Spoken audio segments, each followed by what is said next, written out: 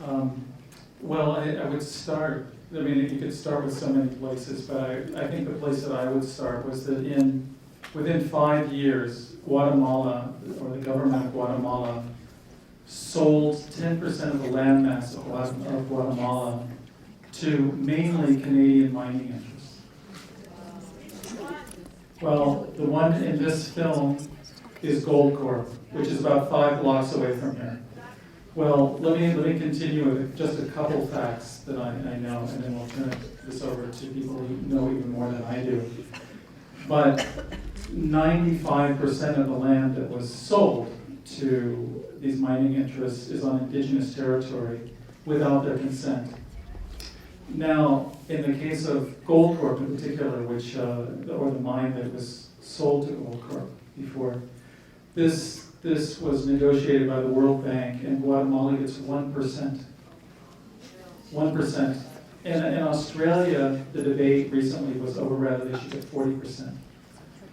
Yeah. And now I'm going to turn it over to Fiona from Amnesty. Thanks. Hi, I'm Fiona Koza. I'm with Amnesty International, and we co-sponsor this screening tonight and help bring Frauke here today.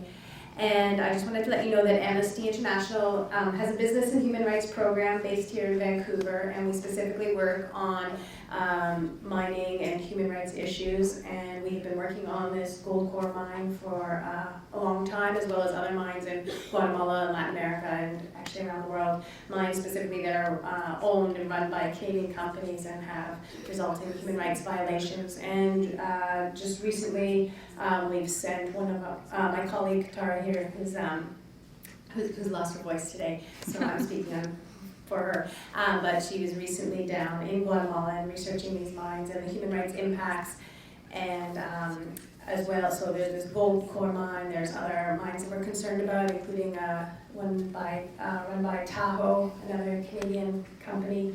And if you're interested in finding out more information about Amnesty International's work on mining and human rights, please visit our website to find out about our business and human rights program.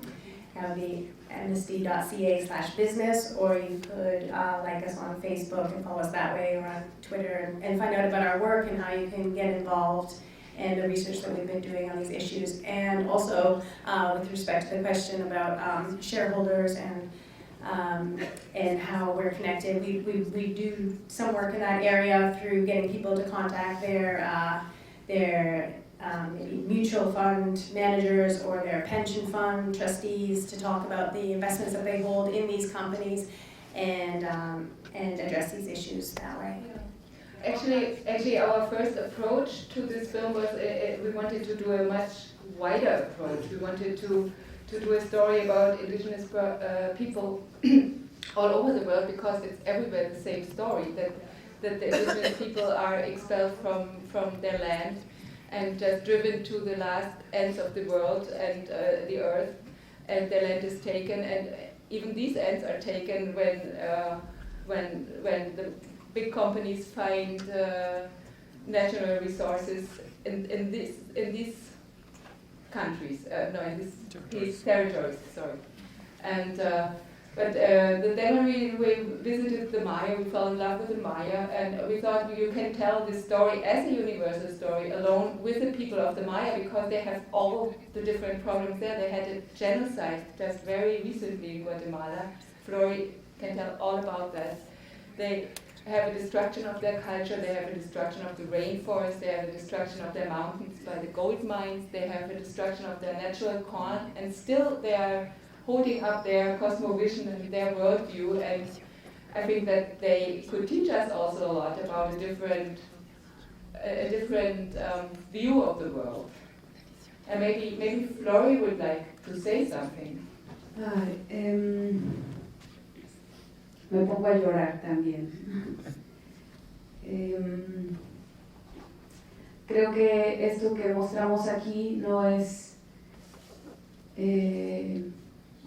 como una fantasía, es una realidad que vivimos los pueblos y las mujeres indígenas en nuestra tierra. Y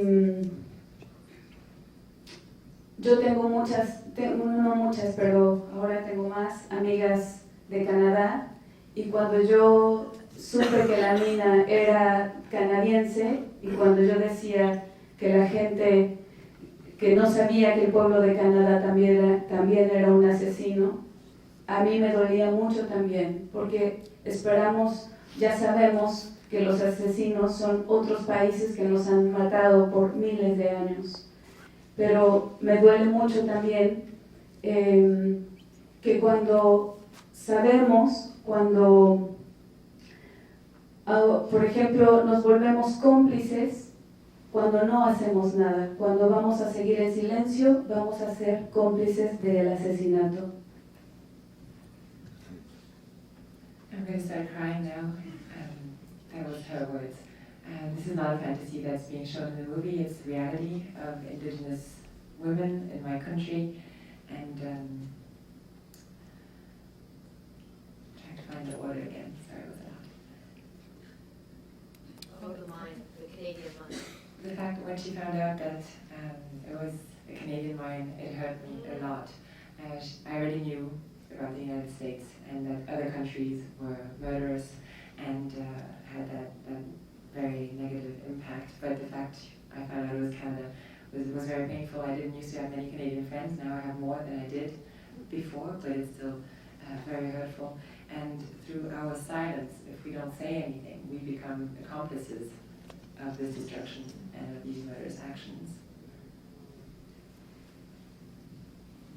Y creo que la forma que tenemos los indígenas, las indígenas, de toda nuestra espiritualidad, de toda la energía, de que sabemos que nos envuelve una misma energía aquí, eso es lo que nos mantiene sobreviviendo, eso es lo que nos mantiene luchando, porque creemos que hay esperanza, que podemos tocar los corazones. But we know that there's the fact that there's an energy that envelops us all, that unites us and makes us be all together, that is what creates hope for a better future. And the spirituality that can unite us as well is very important.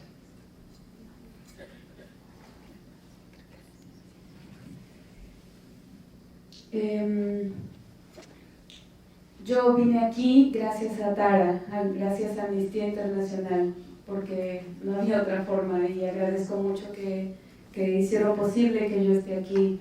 Y mi deseo, mi intención de estar aquí es decirles a ustedes, pues, que son el pueblo canadiense, la realidad que vivimos en el sur, no solo en Guatemala. En Chiapas hay 50 permisos para la Gold Corp, que es una empresa que está aquí en su pueblo de ustedes. So I came here thanks to Tara and Amnesty International. They made it possible for me to make this trip and to be here now. And I've come here today to show you the reality through this documentary, not only what's happening in Guatemala, but what's happening in the South in general. Now, to this day, there are 50 permits that the Gold Corp has to carry on in doing their thing in the Chiapas region. Y en mi mismo pueblo, la misma empresa está comprando más tierra, la gente ya no quiere vender su tierra, pero están siendo amenazados. O les dicen que su tierra no vale, que no produce maíz, mejor que la vendan, eso es lo que dicen. And in my village where I come from, Gold Corp is still trying to buy land off the people. The people don't want to sell it to them, so they get threatened. Gold Corp is threatening them and they're telling them that their land is worth nothing anyways, nothing can grow there anymore, so why not just sell it over to the company? Entonces ojalá ustedes puedan hacer algo, ese es como mi deseo, decirles a ustedes que necesitamos de su ayuda, que necesitamos que el pueblo de Canadá pueda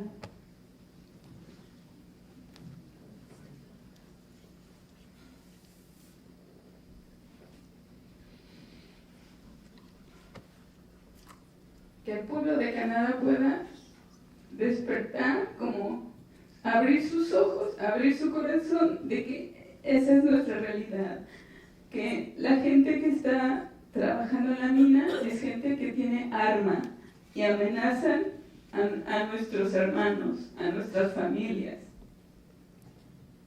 So I'm here today to ask you to help us, to show you the reality, to tell you that there are people who work in the mines who have weapons, who are physically threatening our brothers, our children, our families, our friends.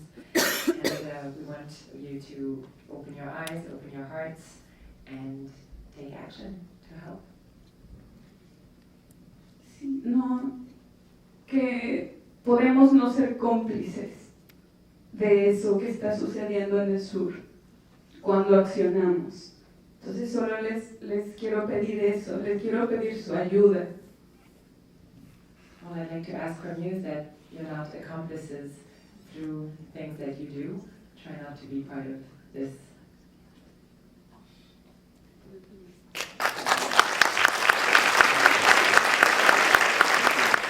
There are more than 950 something mining companies here in Vancouver. Goldcorp is one of them. Also in Guatemala, earlier this year, there was a woman who was shot about 5 times and survived outside of a mine, and that was from Radius Gold, also Vancouver-based. Earlier in the year, there was another Hearth Minerals from Toronto-based, a man who was also assassinated and whose women from the family was raped. So Vancouver has become a mining hub in the world, and all of our voices are extremely important to make these stories visible and to take responsibility. From the little that I've seen, Vancouver has been silenced because these mining companies are funding so many community organizations and schools and universities and programs and buildings, and this is how we are being silenced, and these stories are not really getting out. This painting that you see here was made by about 60 youth from San Miguel, Ixtahuacan, San Marcos, and Huehuetenango, and they're here bringing the stories to you about how they're being affected by Canadian mining. So when you come out of the door, come really close and see what they have to tell you. This is an emotional story. We tried. CBC and the government to do it because it's very powerful. We could use your help. Yeah. I mean, I don't mean that ironically at all. I mean, we would love to show it on CBC. All our other films have shown on CBC, just not this one. You know, there are laws. I mean, what is being used here is that the laws in Guatemala are not being enforced, that we have NAFTA and we have CAFTA, and Canada has signed on to this. And the point is that they're in Guatemala because there are essentially no environmental protection. There's no rights are protected.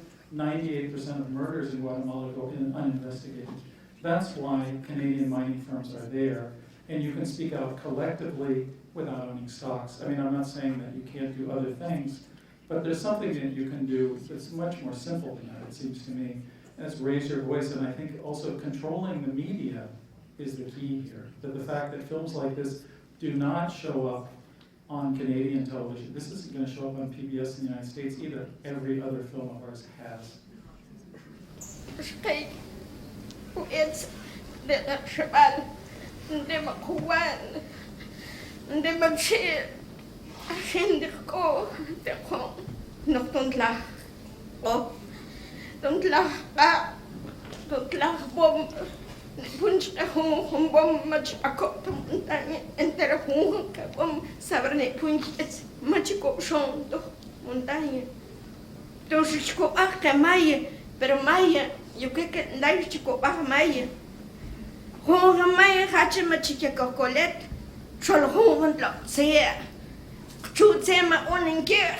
Don't like mal to say, magical let Maya, Malay let you go back to Maya. Kokstung hau et bis bal hong yo I atsalu Canada bal ako I humachi pahet Spain tung kan ay el bondiem chahal melza.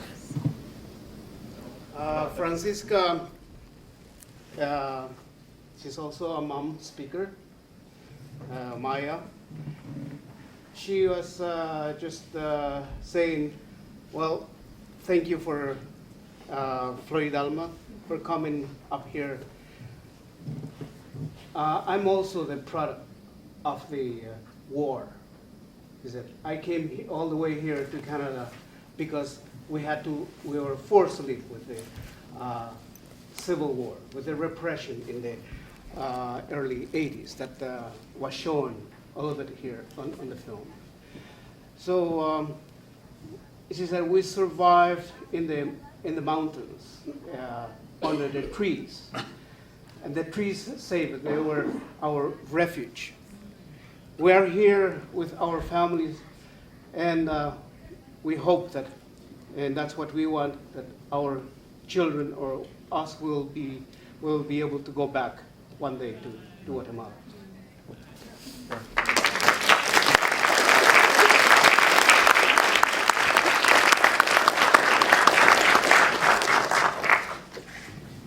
Gracias porque nos encontramos aquí.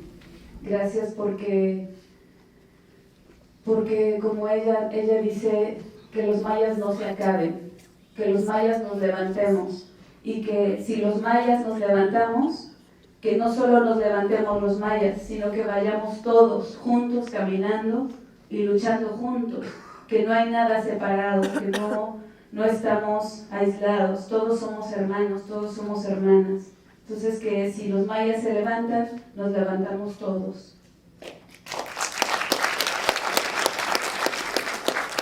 That we were able to meet here.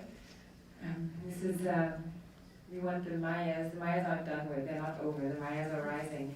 They're rising, but it's not just the Mayas either, it's everybody together, because there's no separation, we're all just one. There's Mayas and everyone, it's a unity, and we can just all rise together with the Mayas and make a difference together. Just in response to what someone was saying earlier about stocks. Just whisper, it's okay. Okay. All Canadians who contribute to the Canada Pension Plan should know that your contributions are invested in Canadian mining companies. And so the mine site that you saw in the film, the CPP has funds invested in that company. The other company that my colleague Fiona mentioned, Tahoe Resources, also in Guatemala, the Canada Pension Plan is invested.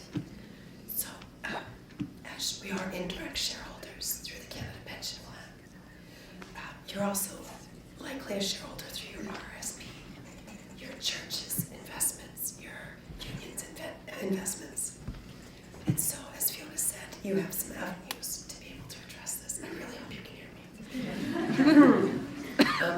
Every year, Amnesty Canada gets involved in shareholder engagement, but there are also organizations like the Mining Justice Alliance in Vancouver that do very good work as well.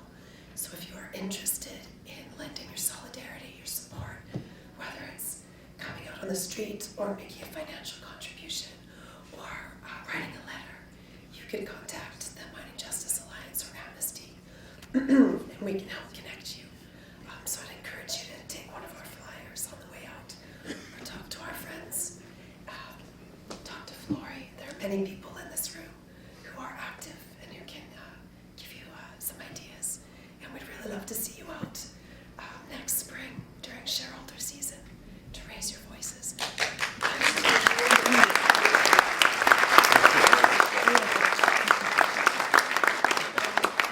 Last year, a number of shareholders filed a resolution around this mine that you saw in the film.